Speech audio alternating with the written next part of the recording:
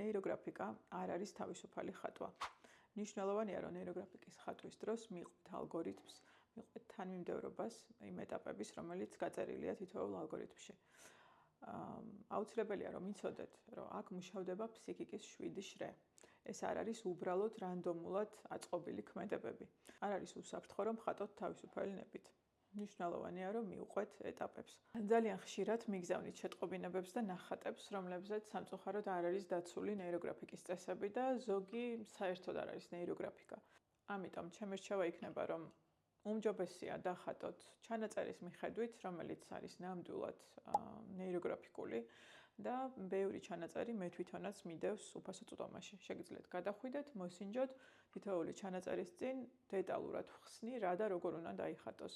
სწორად დახატოთ. მნიშვნელოვანია, რომ სწორად დახატოთ ნეიროგრაფიკული ხაზი, სწორად მოხდეს ჰარმონიზება, სწორად მოხდეს ფერით დამუშავება, რადგან კიდევ ერთხელ გავიმეორებ, თითოეული ეტაპი არის თითო ფსიქიკის შრე და ჩვენ ვეხებით ფსიქიკას. ეს არ არის უბრალოდ გასართობად ხატვა.